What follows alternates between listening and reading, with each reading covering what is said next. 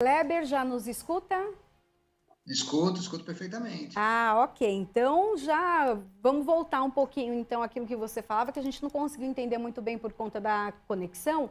Então fala pra gente Tá, como não cair então e ter problemas, né, na hora de contratar um seguro.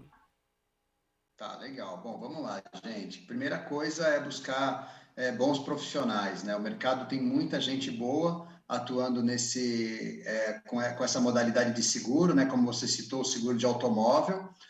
A questão da variação de preços, ela se dá pela variação de sinistralidade. Então, as companhias de seguro acompanham isso de forma quase que instantânea e elas fazem variações de taxa com base na sinistralidade, que é impactada por modelo de veículo, por região, por faixa etária. Então, é estatística e muda sempre. Então, o cliente, ele precisa mesmo estar atento para que ele não tenha um custo muito elevado e, né, do lado de cá, a gente como profissional nesse segmento também está sempre antenado para conseguir levar para o cliente o melhor custo-benefício.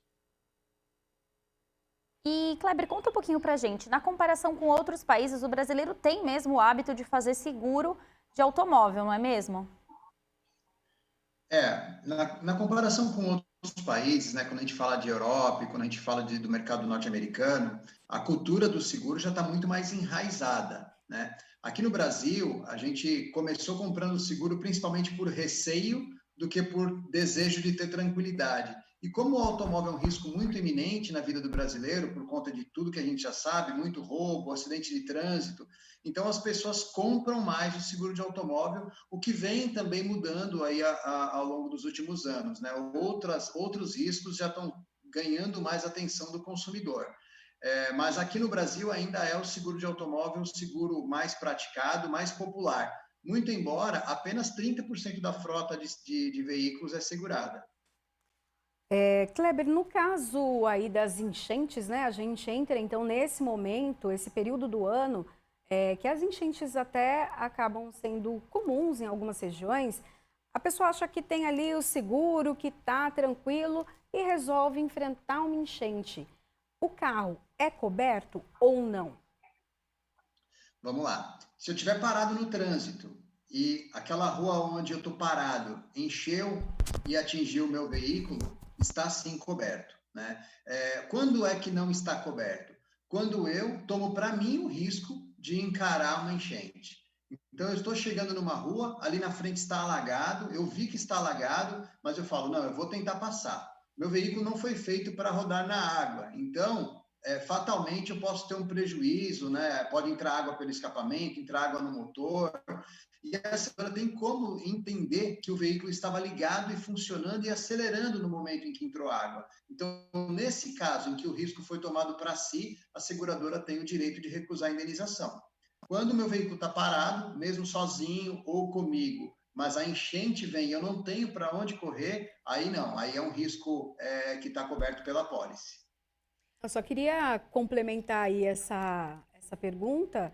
É, como que a pessoa vai provar, então, que ela está num local parado, ou enfim, ou está no trânsito, de repente foi pego ali pela enchente e quando realmente ela se arriscou? Como provar, então, que ela não teve culpa?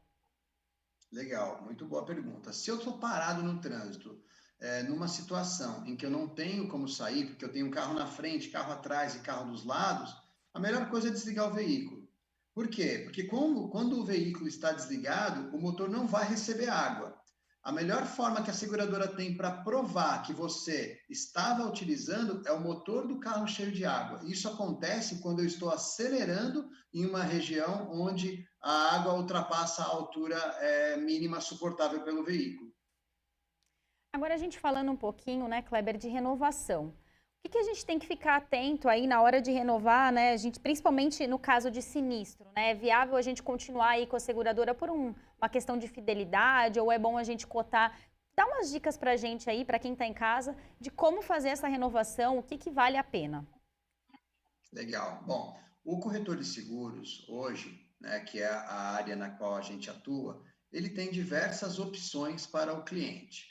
É óbvio que se você teve um sinistro e foi bem atendido por uma companhia, você tende a querer manter o seu seguro ali.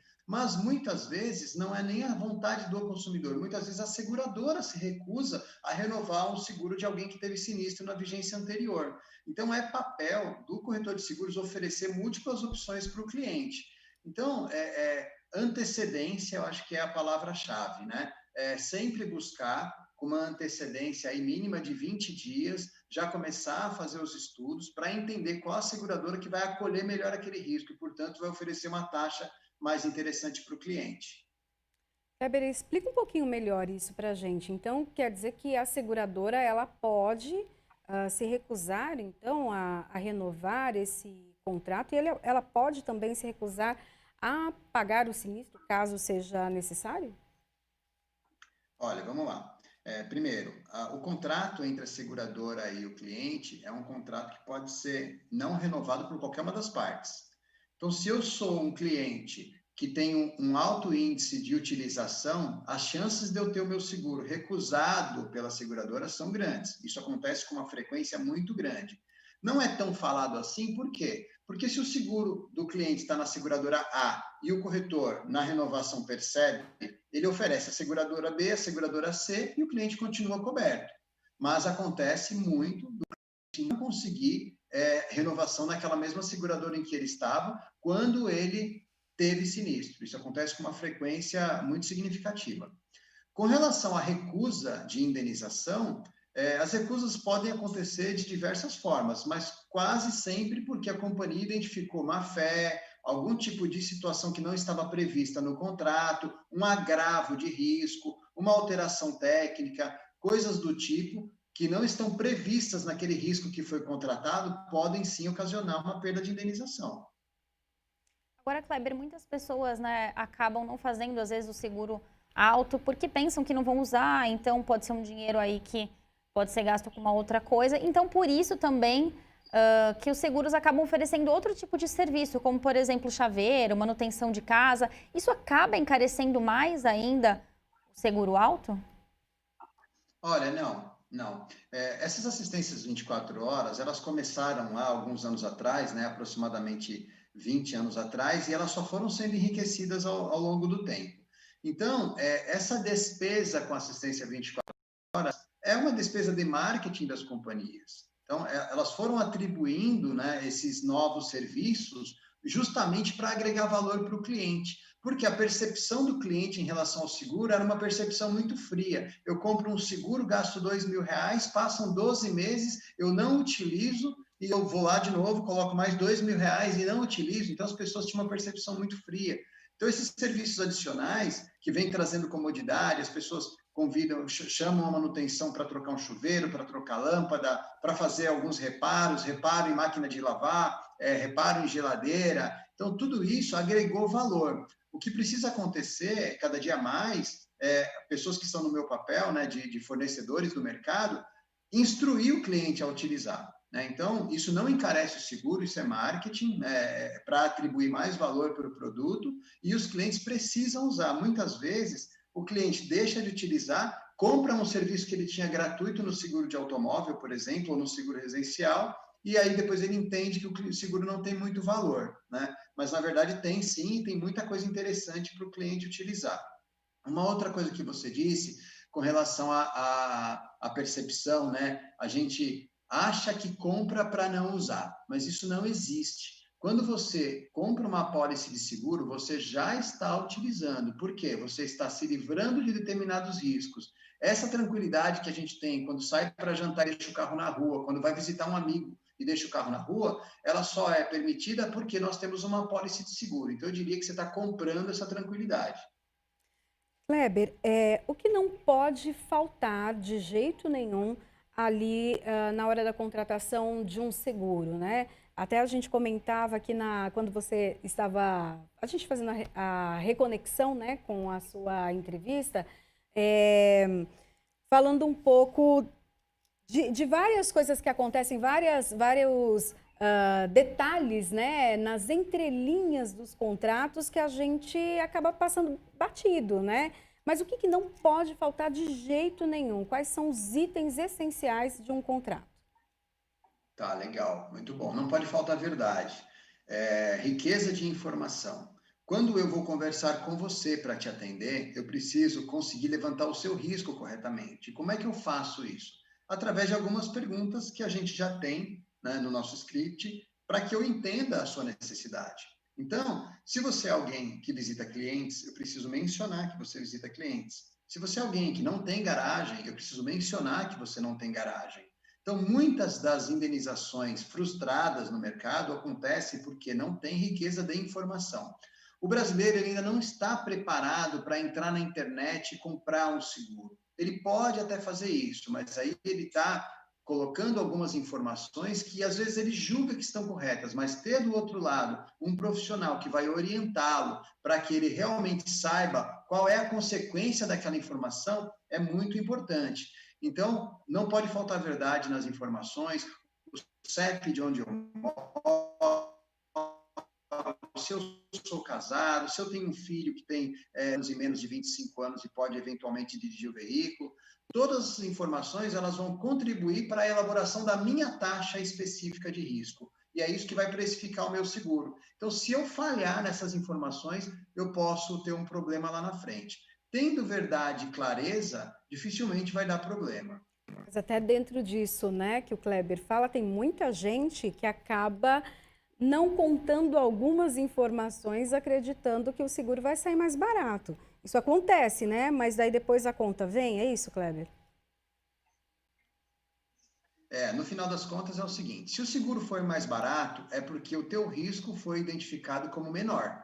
Então, se a seguradora acreditou nas suas informações e precificou o que você disse que tinha, ela não é obrigada a arcar com risco maior do que aquele que você mencionou. Por isso, inclusive, é muito importante, durante a vigência do seguro, a gente manter a seguradora informada. Se eu me divorciei, eu preciso informar. Se o meu filho que tinha 17, agora tem 18, está habilitado, eu preciso informar. Se eu mudei de residência, eu preciso informar, porque todos esses aspectos vão ajudar a companhia a entender o risco real que eu estou contratando ela para transferir, né? Eu estou transferindo um risco para alguém. Então, assim, se eu estou te transferindo um risco, você quer saber exatamente que risco é esse, para dizer se você consegue ou não assumir. Então, uma vez que eu omiti informações, o risco não está devidamente apurado. Então, eu corro sim o risco de sofrer uma recusa de indenização.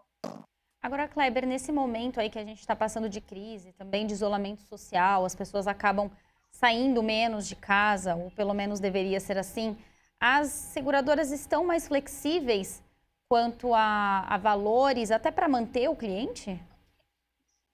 Sim, sim. Logo no início da pandemia, a grande maior parte das seguradoras de automóvel lançou várias situações, né, várias opções para aquele cliente que teria problemas para pagamento. Então, elas flexibilizaram. Teve companhia que tirou o juro da parcela, flexibilizaram nas negociações de parcelas em atraso. Houve, sim, muita flexibilização.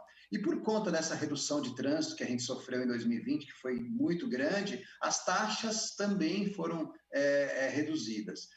Muita sinistro não teve, e em função disso a seguradora conseguiu fazer uma reserva mais interessante do que aquela que ela achava. Então, os reajustes de taxas de seguros não têm sido tão frequentes, o seguro, de certa forma, ficou um pouco mais barato. Claro, é caso a caso, né? Mas, sim, teve uma flexibilização bem interessante.